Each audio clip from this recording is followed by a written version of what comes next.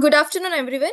I would request all to please keep yourself on mute, and we'll be starting in few minutes. We are waiting for some more participants to join, and appreciate your cooperation in this matter. Thank you.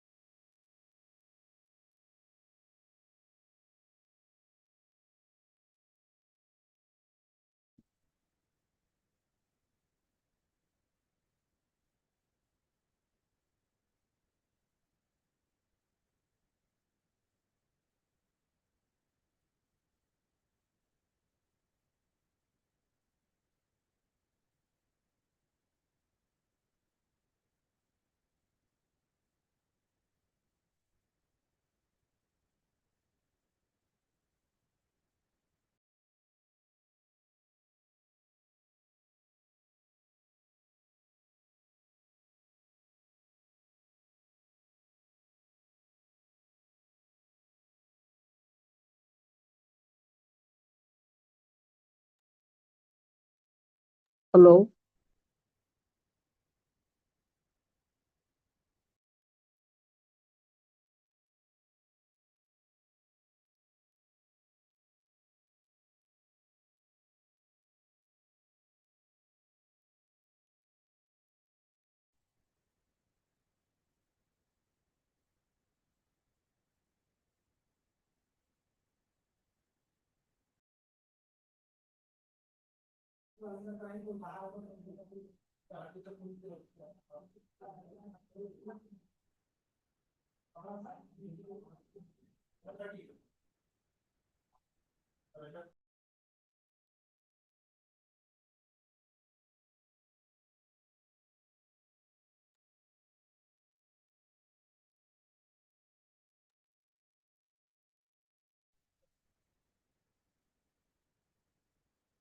Hello, good afternoon, everyone, and you are most welcome to this one of a kind platform where we share and invite experts from various domain to share their expertise and provide the platform where you can gain a knowledge and as well as interact and learn from mutual discussion.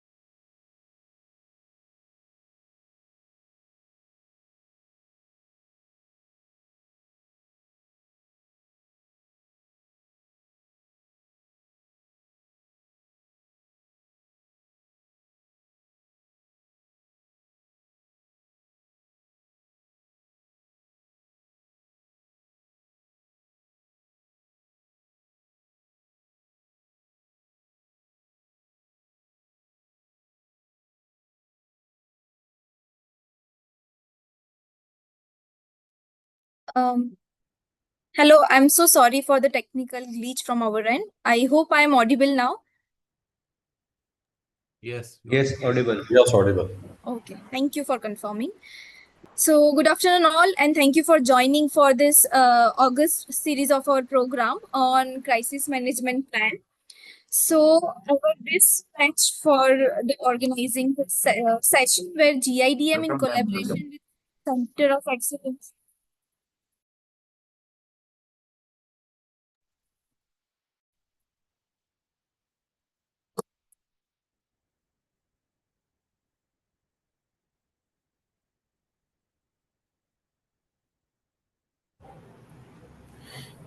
Yeah, go ahead. Is my voice bouncing back twice, same repeating the same mode again and again? No, now it is No, clear. it's clear. Okay, because I am hearing the sound in the repetition mode again.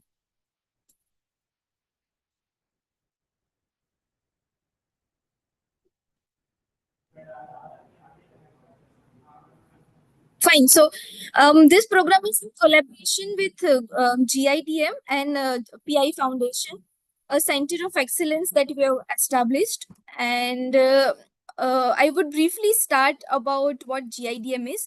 So, GIDM, most of you are aware, is Gujarat Institute of Disaster Management, is a state-of-the-art capacity development institute dedicated towards the disaster risk management, and it will focus on disaster risk management activities. So, as part of it, we are organizing capacity and series of program towards various areas of disaster risk management. So, one of the core being industrial safety and risk management. This was mandated under our State Disaster Management Act and National Disaster Management Act. So under that act only, the GIDM came into the force, and it is dedicated at the state level, one of a kind institute where we run a number of programs around the year dedicated towards the various stakeholders. So GIDM, as you can see, our website currently is headed by our Director General, who is Dr. Rajiv Kumar Gupta, sir. and he's a retired IAS officer where he runs and he's heading and leading various initiatives. And this Center of Excellence is vision of DG sir. So as I mentioned, GITM has 6 core activities, one of being training and capacity building, while others we are also focusing on applied research, academic programs. We are running PTIS program. We are undertaking documentation work, case study development, good training module development. You can visit our website on the knowledge portal where you can refer to our good documentations, which would be useful to you. We of course take consultancy and partnership. We have international and national partners as well. So as I mentioned, Center of Excellence, this Center of Excellence has been established jointly in collaboration with PI Foundation towards industrial safety. So under which we organize various capacity development programs, in-house in residential training programs, as well as district outreach programs, also training and certification programs. As I mentioned earlier, we have initiated academic programs as well. So one of the pioneering initiative under the COE is the Post Diploma in Industrial Safety Program, which is approved by Technical Examination Board, Government of Gujarat, and it is being run in 2 modes, full-time and part-time mode. So this is in line with the government regulations, and of course, whoever is working in the industry are aware of PDIS, and it is being mandated in our factory acts and rules. So you know the importance of this program, and we have just commenced our second batch with the full-time and part-time modes as well. So apart from that, we have e-courses program which you can access on our portal. And yes, I will briefly introduce our today's speaker, our expert speaker, who have been invited to speak on a very crucial topic that is crisis management plan. So, as you can see, we have with us today Ms. Archana Tripathi, ma'am, and she is currently associated with Total Energy Solutions as a country security officer and as an agency manager. She is having over 16 years of diverse experience in health, safety, environment, and security across oil and gas, renewable and power, LPG, lubricants, and steel industries. She is currently leading the Total Energies in India, country security, and overseeing the GRP businesses. Apart from that, earlier she has also worked with Cairn Oil and Gas on E&P operations at the Mangala and Aishwarya fields, including enhanced oil recovery projects, and also worked with SRC Hazira. So she is also academically, she is a lead auditor for EMS and OHSMS from DNV, and she is also a certified radiological safety officer from Bhabha Atomic Research Center. She holds a master's in technology in health, safety, and environmental engineering from the University of Petroleum and Energy Studies, Dehradun. So very happy that Madam has accepted our invitation and would be delivering this very important and very insightful session. And we are very happy that she has joined us today for this session. So thank you, ma'am, for joining us. And I would like to hand over to you to take it forward from here. Thank you.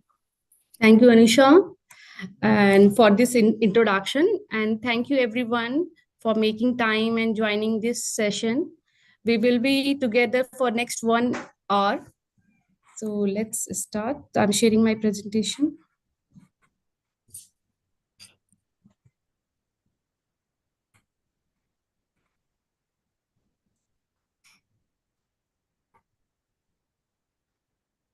Can you see my presentation? Yes, we can see your presentation. Yes.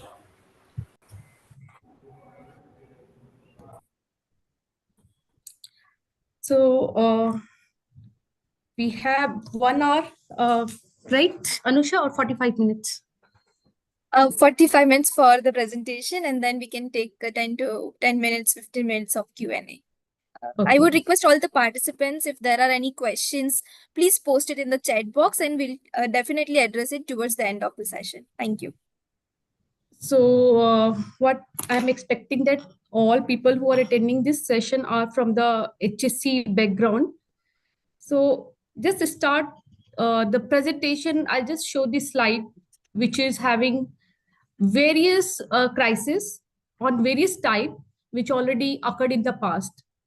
Recent health crisis, which related to COVID-19, which we experienced in 2019, and still it's having the impact. Industrial type in crisis, which is worse in the industrial accident.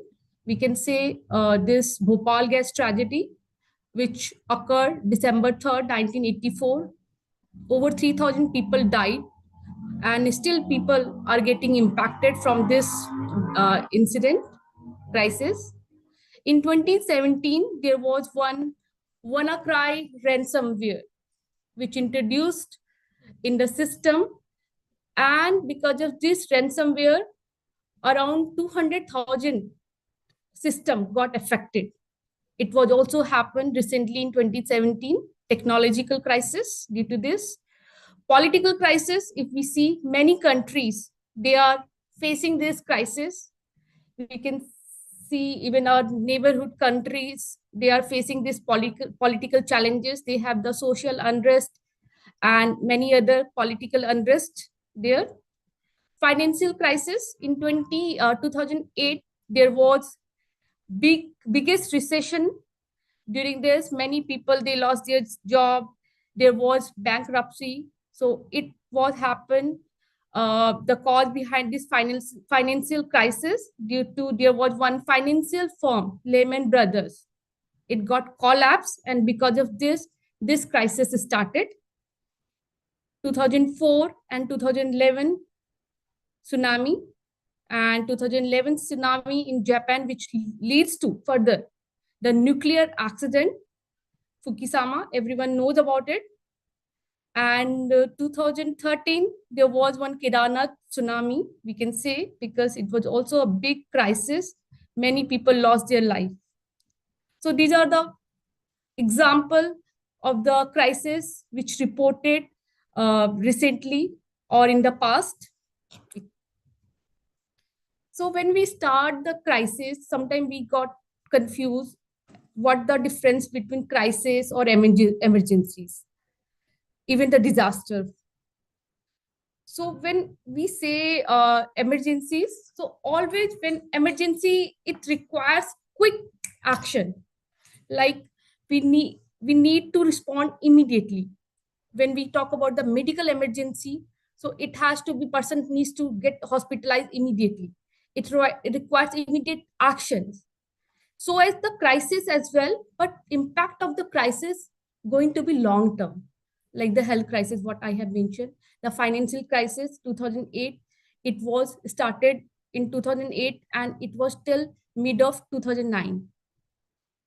The tsunami, which happened in 2004, the impact was huge and it was also the long terms. So there is no any horizon for the crisis. We never know what is the limit and border area for the crisis. It requires the decisive decision, strategic decision for the crisis, managing the crisis. Emergency, it requires immediate action. It happens suddenly, which requires immediate intervention from the people who are at the site or at the organization. So this is the difference between emergency and crisis. So simply, when we talk about the crisis, it's having the long-term impact for the people, property, and the environment. Types of crisis, as I started in the beginning, like crisis can be, and when I'm projecting it, it's not limited to only 6 or 7 types, what I have mentioned over here. It can be very wide. It can be, it can also go for the food crisis, water crisis. Just for the understanding purpose, I have mentioned few of the types of crisis over here. So crisis can be natural, and like whenever any natural disaster happens, tsunami, earthquake, flood, it was the immediate loss, some damages and losses was happen, but if it's not managed, it can further lead to the crisis. Human-made disaster, human-made, like terrorism, It's again the long-term war, industrial accident. Those are the human-made crisis. Technological crisis, like cyber attack, some technological unrest, or we can say our infrastructure get affected, power grid failure. Those are the crises can be arised from these type of incidents. Financial, as I have already explained, financial because of the economic downturn, market crashes, bankruptcy, it can lead to financial crisis. Public health, the health crisis because of the pandemic, epidemic, or widespread illness or other health related issue which affecting the wide range of public can lead to the crisis, health crisis. Political, it goes for the same, like if there is any social unrest, war type of situation in the country, corruption, it can lead to political crisis of that particular nation, particular state, or particular country. So why do we need this crisis management? Why do we need this plan? It's very simple that we need to manage our crisis. And how we can manage our crisis, it will come in the next slides. So first of all, if any emergency or any incident happen at the site, which have potential to convert into the crisis, if we have proper crisis management plan in place, we can control that incident to convert into the crisis. That's why to manage and to mitigate the impact, limit the damage, limit the losses, control the losses, and recover as early, as quickly as possible through this crisis management plan, if we have. So this crisis management cycle will be the same as emergency management plan. It starts from the identification, preparation, prevention, response, and recovery. So this is same as what we follow in all the industrial site. What's the difference in this process? I will explain. So like whenever we need to identify what event or what scenario can lead to crisis, so how we can identify those scenarios? What are the tools available? So it's very important whenever we are preparing, developing any plan, crisis management plan, the first comes that scenario, whether our organization or factory or our system having those scenarios which can lead to crisis. We need to identify those scenarios. And what are the tools available? The first and foremost tools available for us, that is our risk assessment. So there are variety of number of risk assessment. There are many tools. We have the HAZOP in place. We have HAZID in place. We simple QRA, we can do it. Quantity risk assessment, technological risk assessment we can do. For the security risk assessment we do. We can also do the health risk assessment. So these are the number of risk assessment process. Through this, we will come to know which are the risk, which are the activities or event we have in our organization which can further lead to crisis. What are those potential threats? Once we identify those threats, now what's the vulnerability that those threats will lead or convert to crisis. So we need to identify those vulnerability also. So when we do the risk assessment, there are many things come under the risk assessment. First, we will come to know all the scenario which having the potential to convert into the crisis. And then second, we will also come to know from this risk assessment, what are our response strategy? Which are the people, which are the resources we need to involve to manage and control the crisis. So these risk assessment will support us for this aspect as well, that we can having the proper response strategy. We will also involve the people, skilled people for those response activities. And also we need to list out those resources which are required to manage those threats and scenario crisis.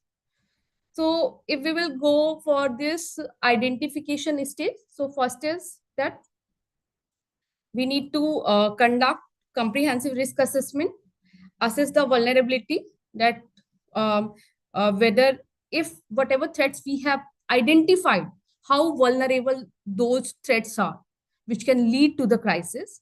And like every risk assessment having this likelihood and impact.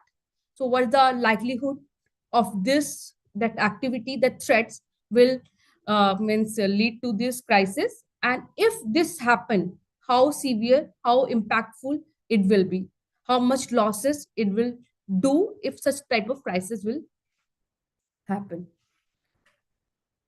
This is a simple some of the scenarios which we have put it, like in the organization you can see different types of categories or types of crisis. Again, I'm saying it's not limited that you have to fit all the crisis into these particular types. It depends on organization to organization. You can just see, conduct the risk assessment of your organization, just identify what are the threats which can lead to the crisis, and you can fit all the crisis, whatever can, scenario can be in the different categories, so that it will be easy to identify. If suppose I talk about the security, so for the security there are these type of scenario we have put it, like terrorism, war, kidnapping, military coup, strike, social movement, and unrest. So you can also fit it those scenario in different vertical as per your organization needs. First is identification. So we have identified what are the scenario. Now the very important, the preparation phase. So this is the phase, this is the second phase where we need actually to develop the crisis management plan. So in the crisis management plan developing, there are some of the key points which we need to cover. The very important point is scope. The scope to be very clear.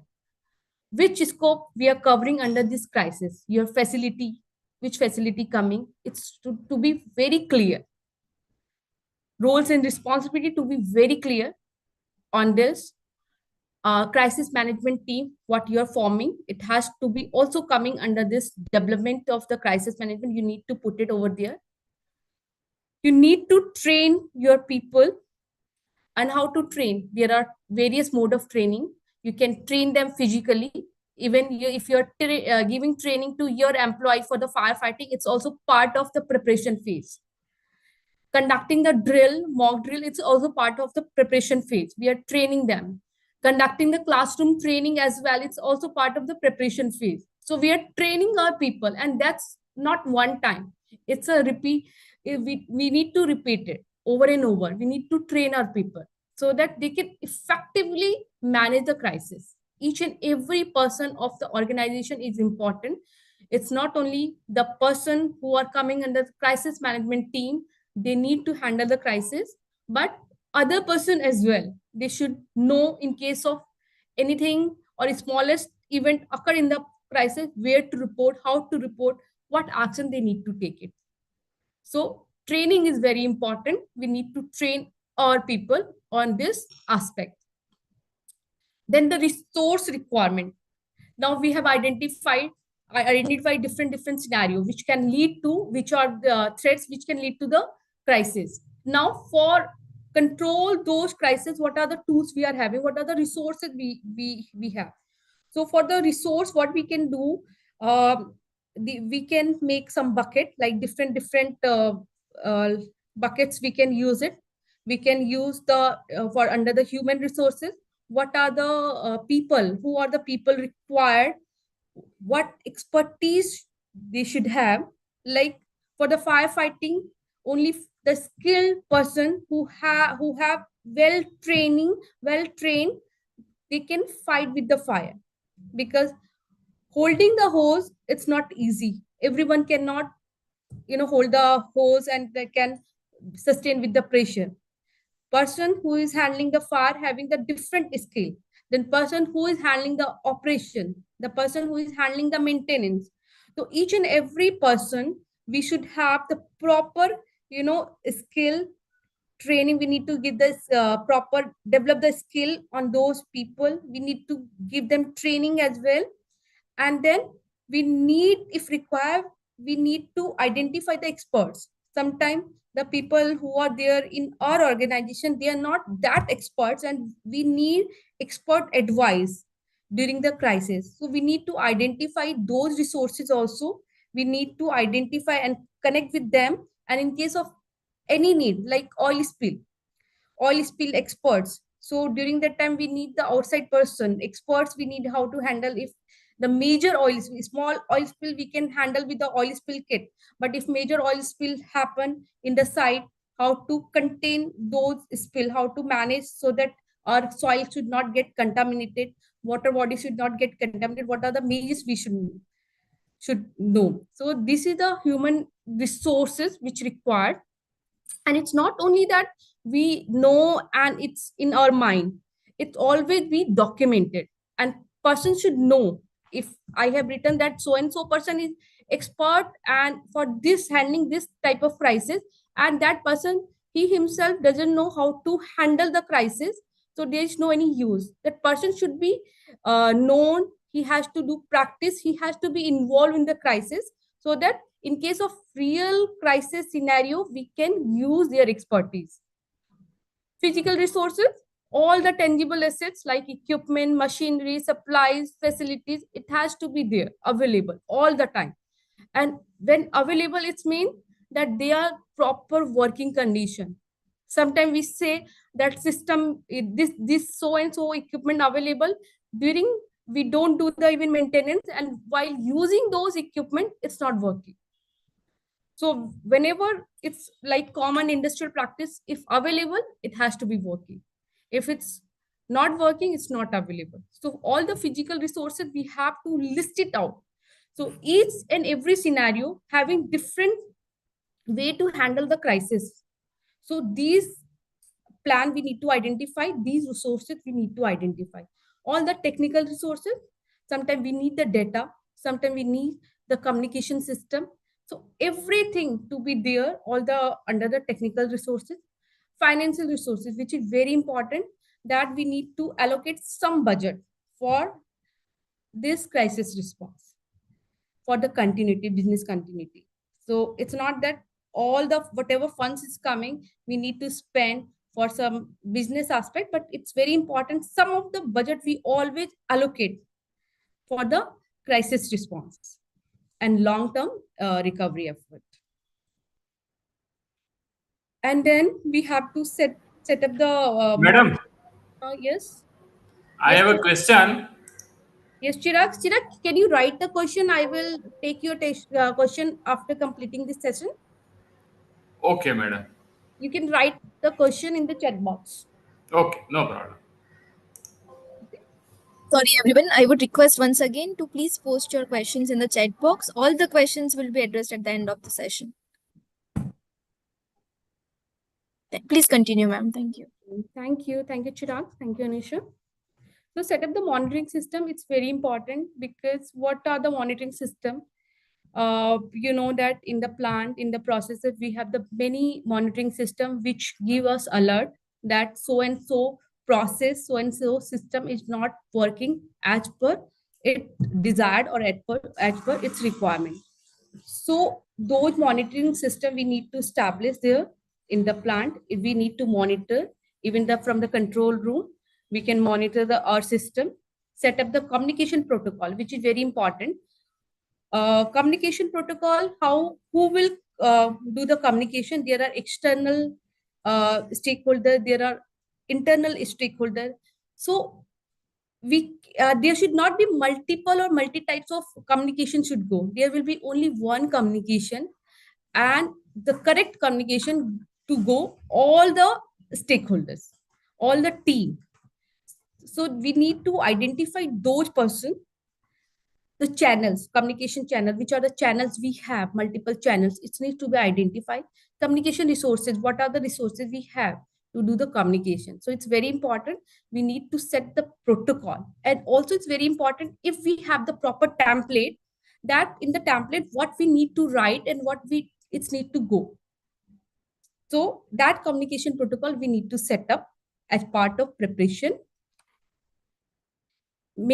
Map the stakeholders. So what happened, this is very important point. In the preparation stage, we need to map the stakeholders. So what happened, we have many stakeholders internally. We have our employees and other second parties. We have the contractors working for us. Then we have the external stakeholder as well. So who are the external stakeholder? We need to map them. So it has to be preparation stage, and we need to categorize them in different categories, prioritize them. So in case of something happen, crisis, which leading to crisis, what communication? Hello PPT visible नहीं है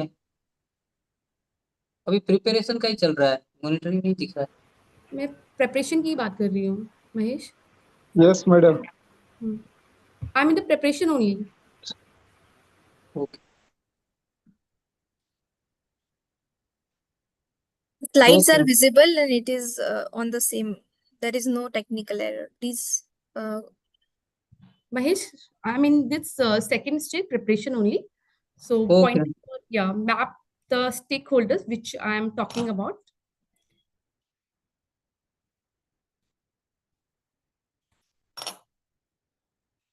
So we need to map all our stakeholder and it has to be documented. And this is a dynamic file. It's not that it's one-time job that we have prepared the list of a stakeholder and it's there in our cupboards or in our system. This is a dynamic file. It has to be updated every time. And we need to know who all our people who are getting nearby people, internal people getting affected from the crisis. Now coming to what the first point in the beginning, I have mentioned the crisis management team. So if I will go for the crisis management team and then second the roles and responsibilities. So like emergency plan, what we have, emergency response team, what we have. So when we talk about the emergency response team, generally they do work at the site, they manage the emergency. And when we talk about the crisis management, it's a strategic role, like at the beginning I have mentioned. So these people, when they are part of this, they are the very higher or senior level people who is having very good experience, who knows what strategic decision they need to take and how to handle those crises. They can give command to site intervention team, emergency response team, that what they need to do. So all the strategic communication, strategic action will come from the crisis team. Tactical and intervention, it will come from the IMT, incident response team, management team, and from the emergency response team. So they will actually manage the incident at the site, and here all the strategic response will come from this crisis management team. So who will be there? Again, these roles and responsibilities are not limited. Like it's not that what I have mentioned over here. It can be changed. It can be added. You can remove, add as per your organization requirement. So just for the understanding, there shall be one CMT leader who will give the command, who will be responsible for overall coordination. He is the person who is responsible for the decision making. He provide the leadership to CMT team, crisis management team, and having the strong leadership and crisis management experience. So person who is having the CMT leader, you're putting as a role of CMT leader, that person should have those responsibilities. Communication coordinator, like he has to follow the communication protocol, establish the communication protocol. That person will be the designated person who will respond during the crisis for the internal and external communication. Because during the crisis, it's very important that correct communication will flow. Any wrong, misleading communication will again elevate the impact and nature of the crisis. So it's very important that person should know how to handle the media. It's having a very good skill to manage the media and manage the crisis communication. Operation manager, the person who is at the site, can manage the operation, who is having very good understanding on the operational part, and can take shift response. If something happen in the process or operation, he can suggest the CMT leader for the response strategy. HSC and security, that those are very important. So they can also, I'm just considering fire under this only. So they can provide HSC support, security advice to the crisis cell team. Subject matter expert may be like what I have mentioned previously, oil spill expert, or some expert we need from outside. So they cannot be physically present in the CMT room or crisis room, but remotely they can join. But those people always ensure that if such type of processes you have, the subject matter expert you can add into the your CMT team. Legal advisor, it's very important. There are some legal implications whenever any crisis happens. So they should also advise what we need to do. Technological and IT specialists, that's also we require to handle all the critical, cyber security concern. If there is during the crisis, all the technological systems should working during the time. It has to be functional. So they need to ensure, suppose if we are handling the crisis and telephone, the smallest equipment is not working, Wi-Fi is not available, LAN is not working, so it's completely disruption. Like we cannot do the communication, we will not get the information. So it's also important that we can also put this technology and IT specialists under the CMT team. Stakeholder coordinator, sometimes what happened that communication coordinator play the dual role. They also manage the stakeholders, but if they are dedicated only for the communication, you can appoint the stakeholder coordinator in the team who can manage the stakeholders. Event logger and action logger, they are the very, very critical people, and they cannot be ignored. And these two people are very important. They always be part of the CMT crisis management team. So what they do, what's their job? Whatever communication happening in the room, crisis room, they need to log it. All the events, whatever events are happening in the site, the communication is coming to the crisis room, event logger. And it's not that action logger to log the event as well. Action logger will be the separate person and event logger will be the separate. Event only focus, because multiple communication is going in the room, multiple people are acting. It's not possible for one person to hear all the action, all the events what's running. There were multiple phone call or multiple conversation. So event logger, all the events which are happening at the site, she needs to write all the events with the time. And action logger, whatever action commands are coming, like people are giving command to the site or to the other parties, government authority, they are talking, they are asking for help, some mutual aid, whatever actions are coming, they need to put it there in the action log sheet. So these two people are very critical in any crisis management team, and they have to be there. Now, this I have already explained for the stakeholder mapping. So if you see in this diagram, you can also prioritize who are your primary stakeholders, like employees, internal stakeholder. Employees are your internal, and they are the primary also. When anything happen, how you can give the priority for those stakeholders. Then you need to respond to secondary stakeholders as well, government, media, what the strategy you have, what the communication strategy, what the response strategy you have. You should not forget.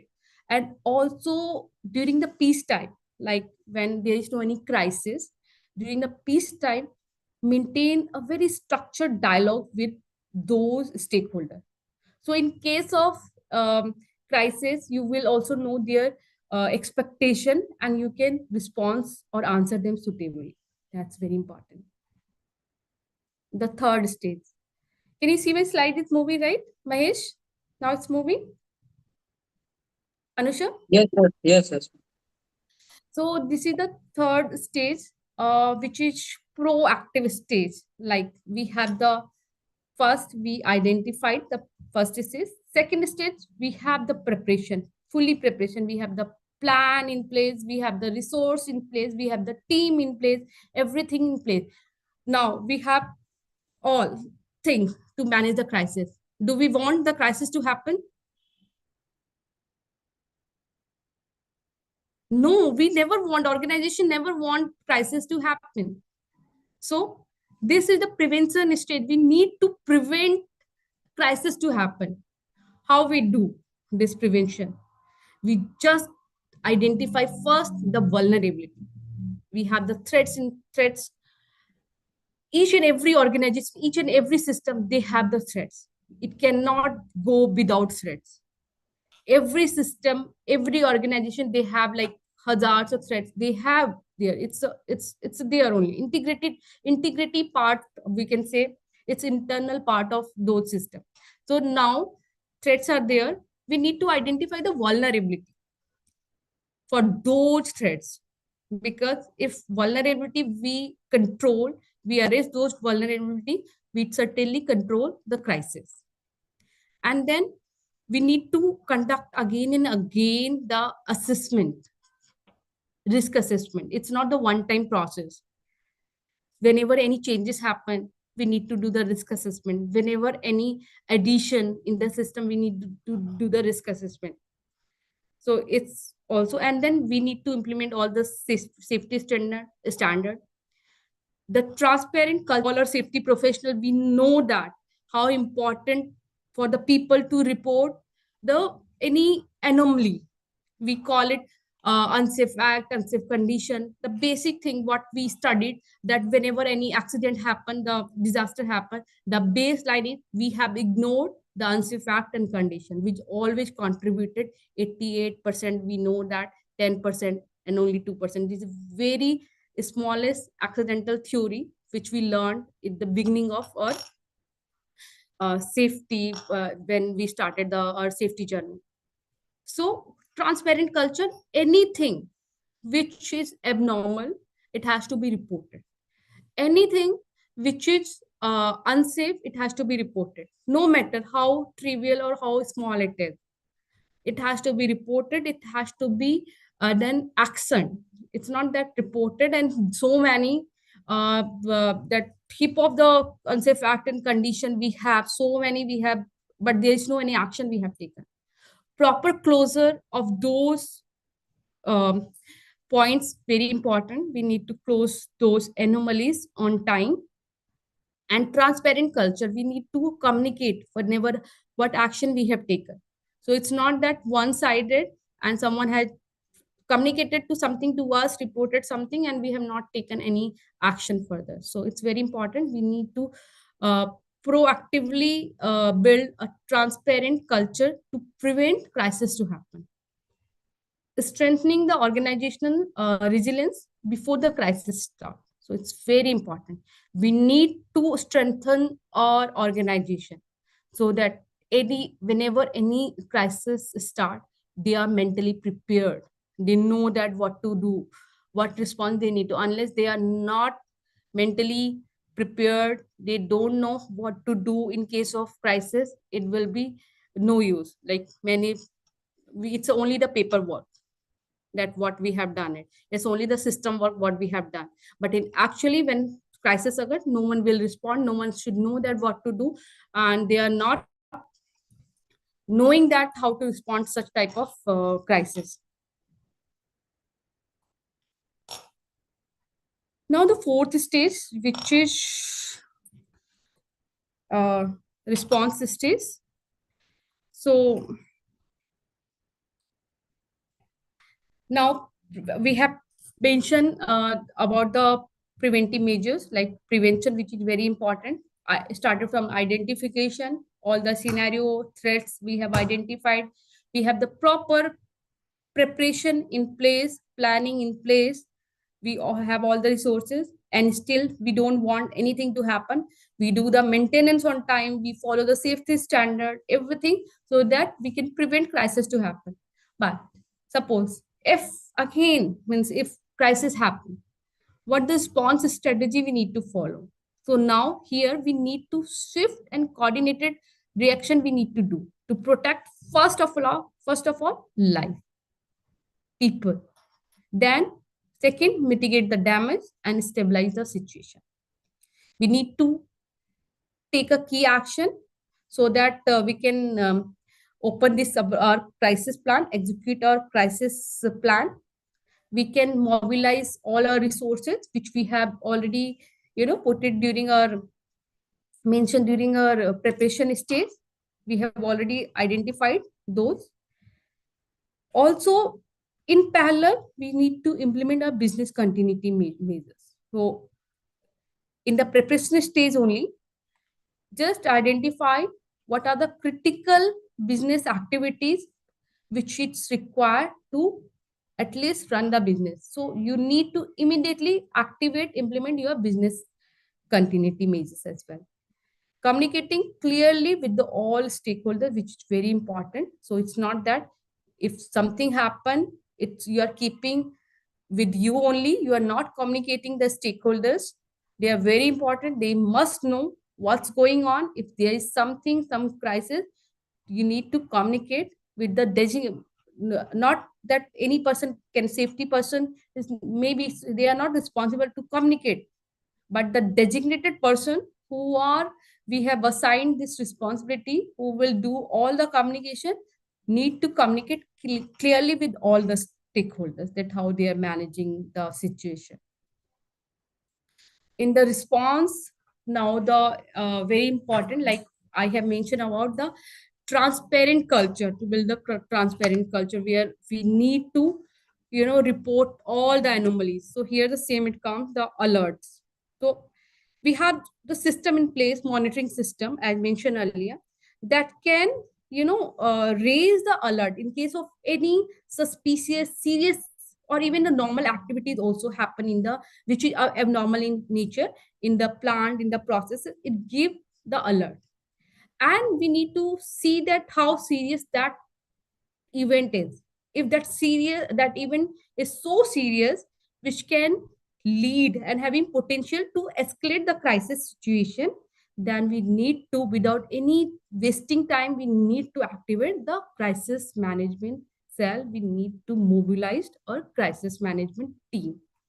So one, the alert, and even also the alert having some system, like how one is the site, you have noticed something, it's communicated from site person who has seen to whom, line manager or control room. People evaluated that alert, found it's very serious, then how it will go. So there should be proper channels of alert, and once that alert reaches, and it has to be very less time, it's not that you take time to respond or to give this information to crisis team, because crisis management cell will be activated by the crisis management team leader. He will activate this cell. So it's very important within a time, like it's permissible time, that information should go, and if required, he has to activate or mobilize the crisis management cell. So once CMC mobilized, what their role? Very important. It cannot be CMC team cannot means gather and any meeting room, any pantry or any hall they are sitting and doing the discussion. We have to have clear crisis management room, CMC room. We need to dedicate that room. We need to build that room, having all the resources which required for the communication, paper, letterhead, printers, contact detail, critical people, stakeholders, standards, guideline, everything to be there in that room. And people to know from where they can collect it. Would be better that hard copy. Sometimes system it doesn't work, so hard copy also we need to keep one set of those document. Once we mobilize in the crisis room, now the first and foremost welcome member and then roll call. So what crisis CMT leader, we have the communication coordinators, HSC coordinator, we have the operation manager. So here the roll call comes, they will, okay, all are present, roll call. They know that what action they need to do. Roundtable discussion, those present and function they started. The initial briefing, the person operation manager, he knows, he will do the safety person knows the incident. Initial briefing will be done. And then apply the FISA. FISA is very important tool which we can use as a response strategy to handle the crisis. And we need here to apply this FISA method. And what is the FISA? I will explain you in coming slide. And maybe we are discussing actions are coming, taking, implementation, conversation, communication are happening. But in between, it's very important. After 30 minutes, 35 minutes, 40, we need to do the timeout. Because there are different section of people, they are communicating, they are talking. So in that timeout session, everyone should be in one page. What's going on, where the people are, what action has been taken. So all the team members who are in the room, who are remotely joined, they have to be in one page in the timeout session. It's very important. And we need to review the situation, how the situation, whether it's under control or still further actions are required.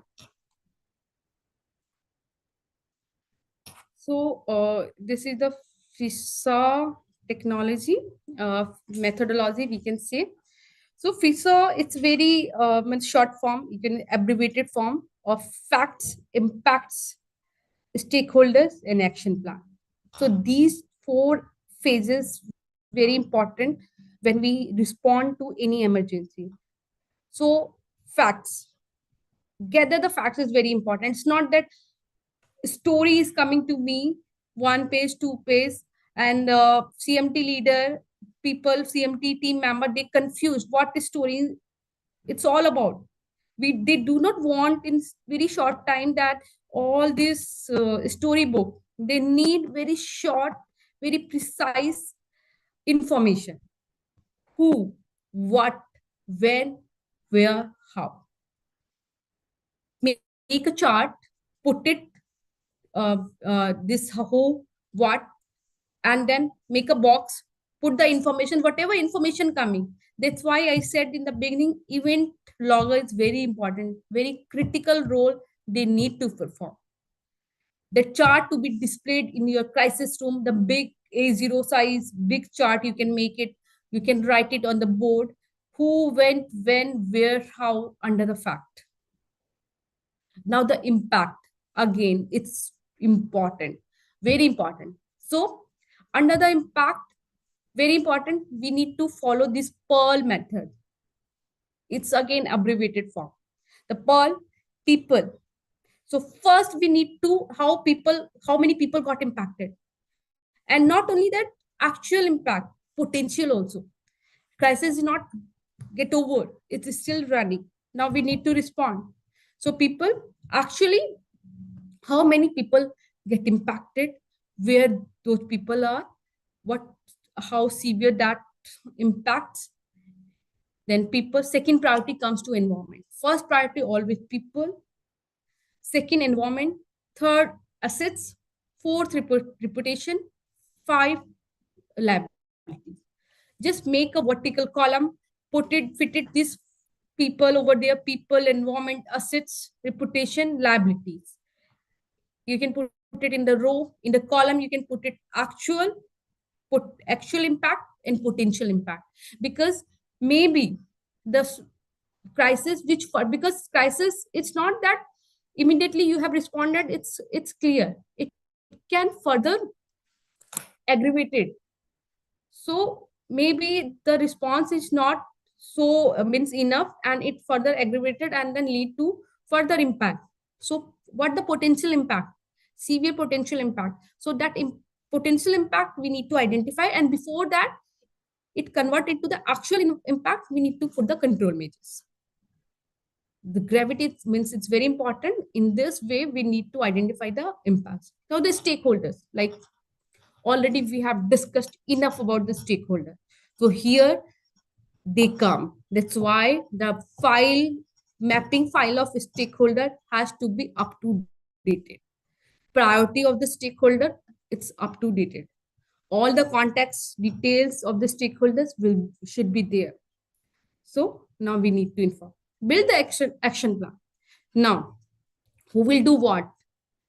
Now all the action which we are discussing in room has to be, first action has to be validated by the CMT leader, which is very important, because the first action very crucial. So it has to be validated. Whosoever given the first action to the site response team, intervention team, it has to be first validated by the CMT leader, then only it has to be implemented.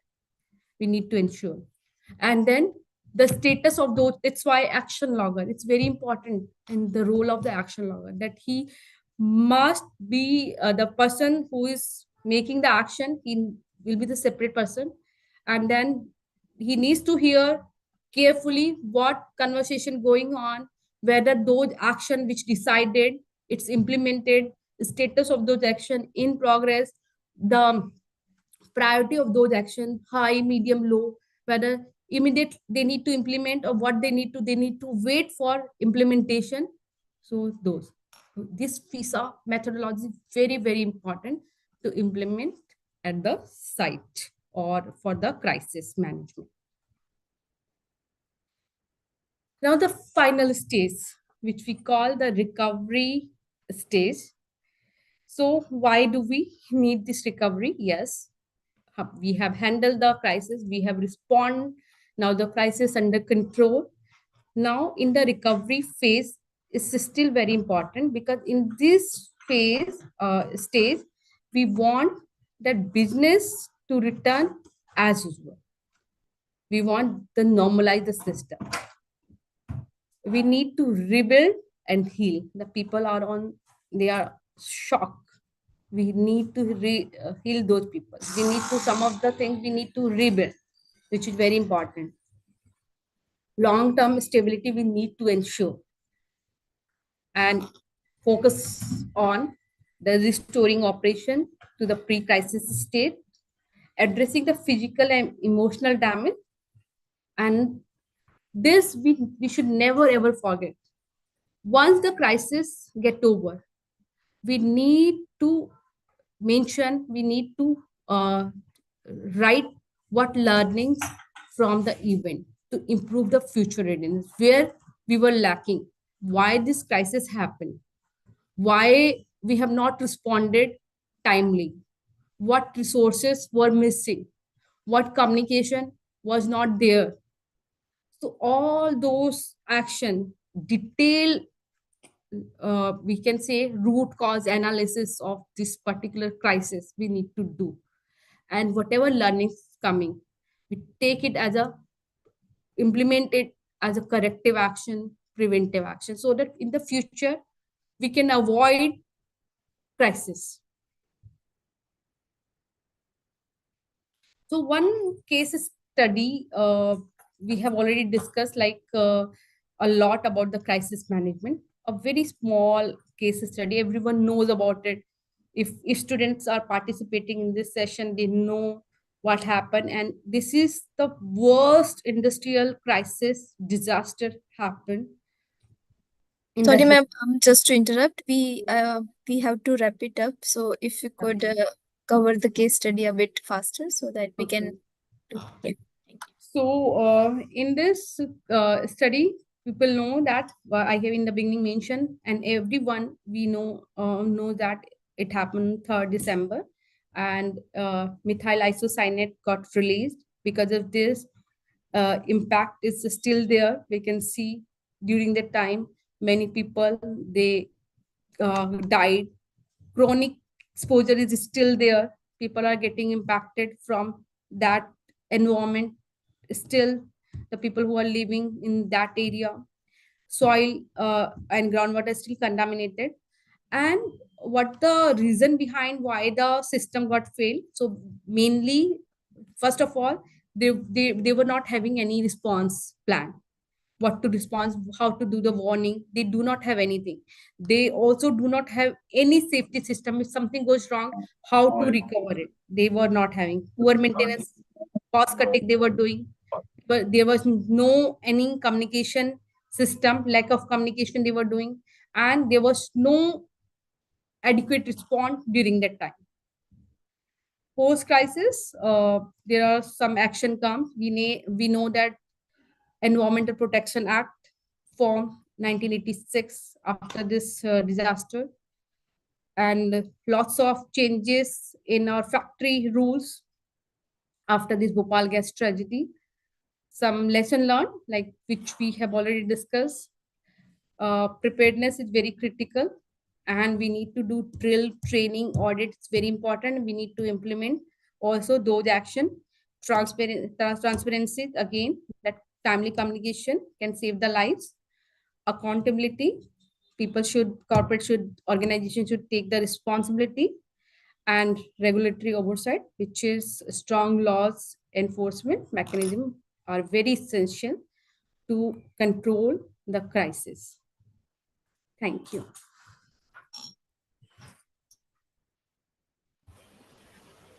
Thank you so much, ma'am, for this wonderful and very detailed, crisp presentation, and it was very insightful. So we'll move towards our questions that we have in our chat box. So yeah, before moving to our question, Mr. Deepak Patel wants to add some points. So Mr. Deepak Patel, if you could unmute yourself, and if you could quickly say if you have anything to add. Yes, good afternoon, everybody. Fortunately, Anushka and myself also working for internal energy. And also, I work for just prevention and treatment consulting firm.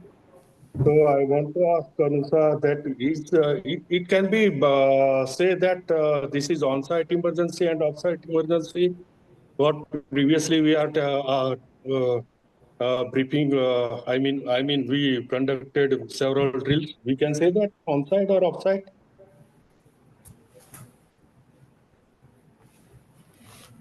Are you there, Anushka? Sorry, sir. I mean, could you please repeat? I could not understand. Yeah. So can we say this is on-site exercise for industries itself? And if it going more devastated situation, it can be called as off-site emergency, as we before mentioned. I think Ms. Archana would be addressing it. Yeah, Mr. Deepak. Yes. See, basically, some organizations call it as a crisis management plan. It is all organization to organization, and as you mentioned, any emergency within the site, it is on site, and if it moves out, it is off site. The rules of government rules govern the on site and off site rules, but multinational companies do have crisis management plans. I think Ms. Archana would be throwing some more light on these things. Okay. And another thing, we are always discussing this Bhopal disaster. Why we cannot discuss international disaster? Always we are, all international companies to say that Bhopal disaster is devastated. But if you see before 15 days of Bhopal disaster, there is Premix LNG disaster there. You can see because of population, many people not hurt. And because this Bhopal disaster, it was nearby population, so many people died. So why we cannot discuss? So many. Piper Alpha is the Premix Deepak ji, LNG. I'll just Mexico respond Pipe. to your question. So the thing is that Bhopal gas tragedy, when we discuss somewhere here, when I have discussed particular, so it's related to like when I asked that who are the audience. So it's not that only the safety professional and people who is having the experience on the safety field, they are joining. Here they have mentioned that the students are also joining. So opening this as a Bhopal gas tragedy, it's very important as a case study to present the student very easy way so that people can understand. We can also give the this one Piper Alpha, but Piper Alpha again, it not happened recently. It happened in 1987. We can Yeah, so also present Bhopal it also as. 84 and before That's why I'm 15 days saying, there is yeah, that's why I'm saying that premix.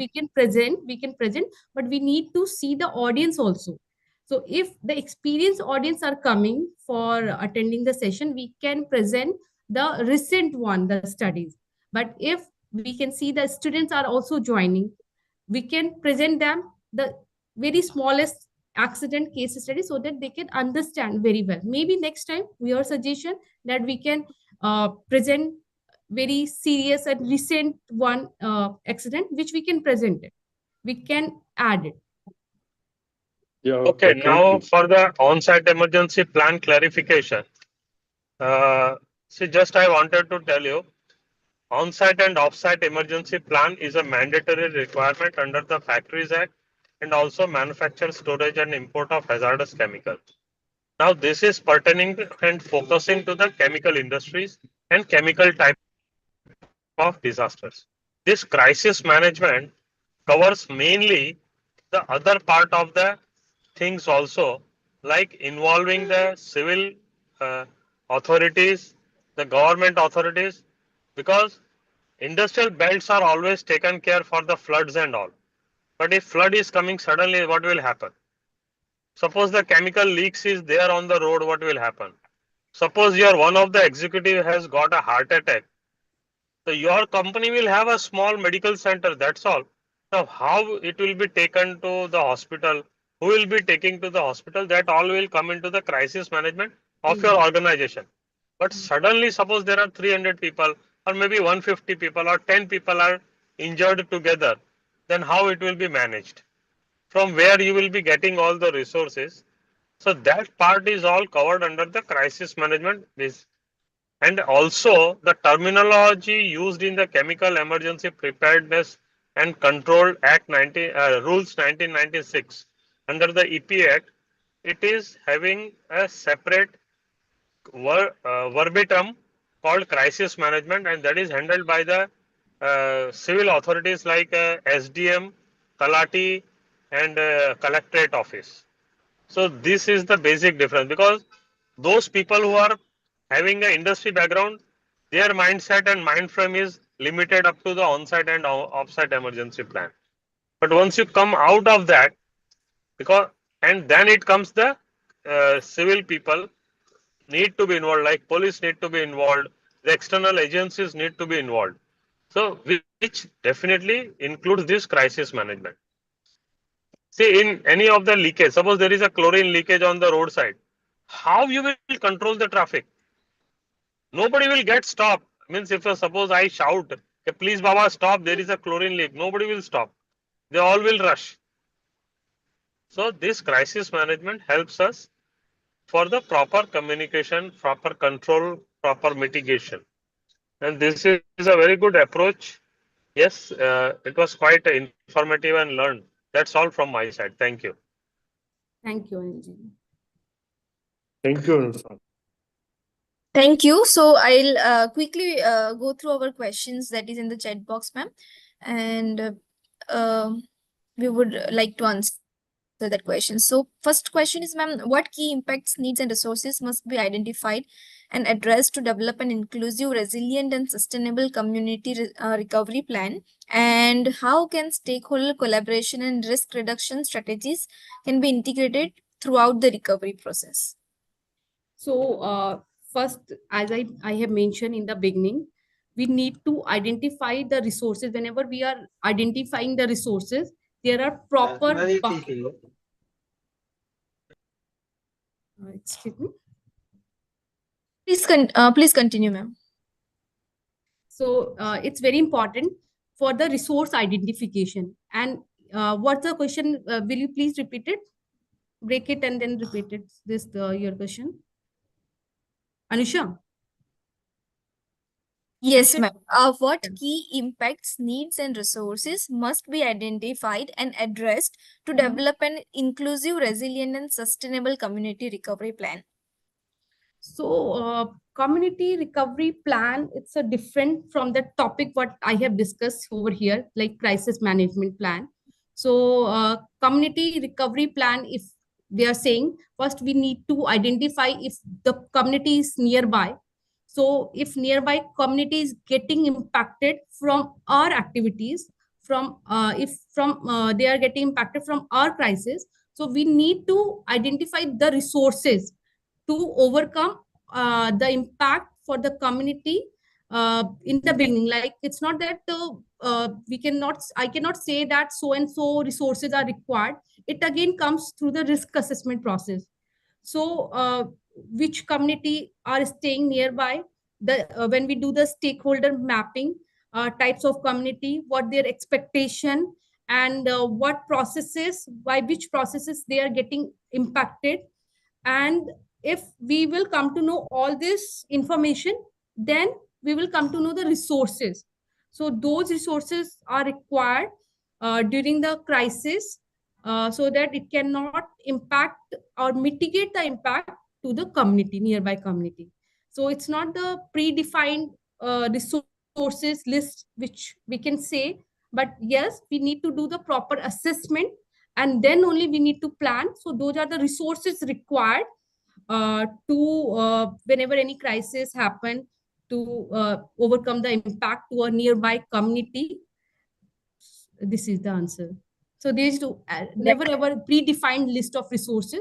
We need to define the resources when we do the risk assessment and analysis. So and so activities, so and so people required, so and so resources.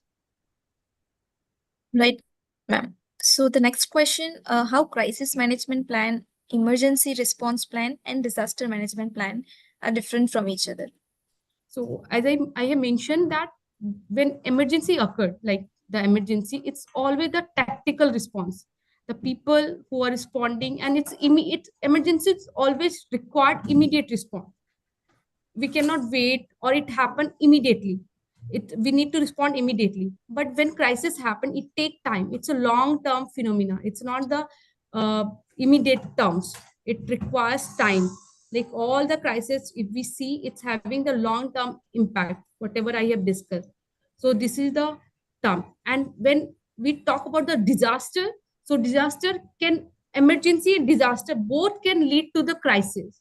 Natural disaster like tsunami, this is the one of the natural disaster which can further, if we have not managed that impact, then after some time it lead to crisis. Health crisis, when it comes, the first it started the emergency, like when COVID-19 started. So that is, can be in the beginning, maybe it's a medical emergency, but it take time, long terms, and then over the period it convert into the crisis. Same goes for disaster. Disaster can convert into the crisis if we will not take proper measures. Emergency will also convert into the crisis if we will not take appropriate action, immediate action, and manage the emergency. Crisis is always long-term phenomena. Yeah, thank you, ma'am. So, is crisis management plan a regulatory requirement as on site emergency plan, or is it part of OSEP? It's like what Anil ji had mentioned, that it's not the like regulatory, like as per Factory Act and rules, they need to do like the implement off-site emergency response, on-site emergency response. This is crisis management. It's with the organizations. Generally, multinational company, they follow this crisis management plan. They have the system in place. They need to implement. It's not the regulatory requirement per se, but as per Indian laws, they have the off-site emergency, on-site emergency. They need to follow. They need to do. But Yeah. there is, yes. So the next question is, ma'am, has the crisis management plan being planned for multiple crises happening simultaneously, and what is difficulty in that case rather than single crisis? So again, when we say the crisis, it can be the multiple crisis. So identification of the scenario is very important. So if we have properly identified the scenario, and if at all we identified, but still that crisis lead to further crisis. I am just giving you one example. There was, we all know that 2011, there was tsunami, earthquake and tsunami in Japan. And that tsunami further lead to Fukushima nuclear disaster, the industrial disaster. So these are the multiple crises which happened. One crisis led to another crisis. Natural crisis led to this industrial crisis. So yes, all the crises can be manageable. We should have the proper planning in place. We have the proper this team, strategic team, who should know how to react, how to respond. We should have the proper resources. And further, we can say the very first point at the beginning, as I mentioned, the risk assessment, which is very important. We need to do, and then which further give us overview, oversight that what are the requirement, resources, team required to manage the emergency, whether it's a one emergency or multiple emergency. We can manage all the crisis, one crisis, multiple crisis. But we have the resource in place, we have the system in place, we have the team in place to manage those crises. Right, ma'am. So I'll take only last two questions, ma'am. How the competitors are secondary stakeholders? The graph, if you're going with the graph, it's not the secondary or priority. It depends like how you're giving the priority of that stakeholder. Maybe for competitor is the first priority for one organization, but when crisis occur, they are the secondary. We do not want to do any competition for the with the competitor. They are the secondary. The first priority are internal employees, to save them, community, nearby community, we want to protect them, our asset we want to protect. Unless we do not have the system or company or people in place, how we do the competition? So it depends organization to organize which people or set they give the group, they give the priority one or priority two. It depends, like everything whatever I have shared, it depends on the people and organization. How only one outline I have explained for the crisis management plan, and now it's everything up to you how you're categorizing and putting your resources, your system in this particular plan outline what I have made you to explain, like I have explained.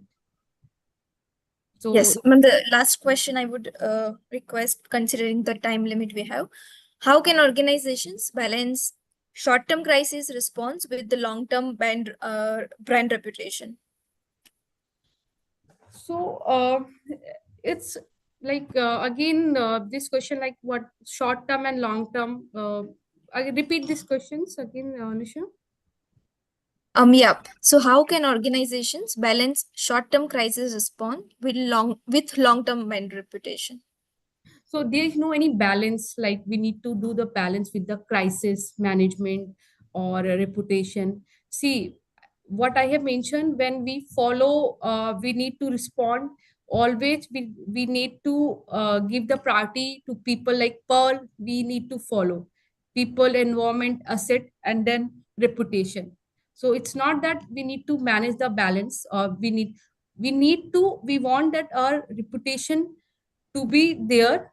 For this, we have the communication coordinator who can deal with media, international media, local media, government authority. Designated person is there to manage those people. But here we always give priority for the people, and short term means short term and can also impact to the reputation. A reputation, how? When we will not protect our people. Reputation damage when we will not protect our people, we will not protect our community, we will not protect our assets. So these are the things are very important for whether it's short term and long term. Reputation always come, we can manage if we can manage our people, if we can manage our asset, then it can be manageable. And we have the people in the team who can deal with the who are the in charge for to manage our reputation. That's why I said that person who is heading or handling the communication part, communication coordinator, the person in the team, they have the very strong skill to manage the media. So if that coordinator we have in our team, then they have the ability to manage our reputation. And rest everything, the how we respond, how we act on the crisis, it will give us the reputation. Right, ma'am. Thank you so much once again, ma'am, for addressing all these questions and for this very insightful and very interactive presentation. I'm really hopeful the participants have learned a lot from this presentation, and apologies that I could not take any further questions considering the time limit we have. But I would request, if there is any question, you can post it in the group that we have created or email it to us, and we'll definitely try to address through ma'am. So thank you once again, all the participants, for joining. And I would request, ma'am, if you could please stop sharing the screen and all the participants to turn on their camera so that we can take a group picture.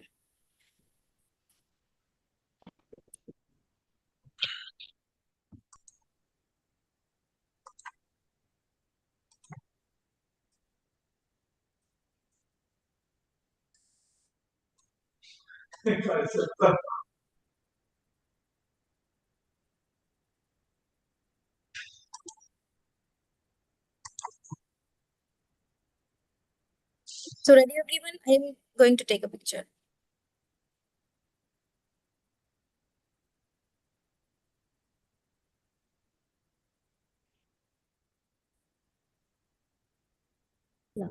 Just a minute.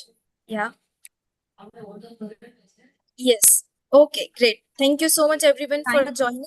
And thank you, ma'am, once again for that. Thank you, Anusha, for giving me opportunity to present. And thank you all for participating in this session. Thank you for your time. Thank you, everyone. Have a good day. Bye. Thank you.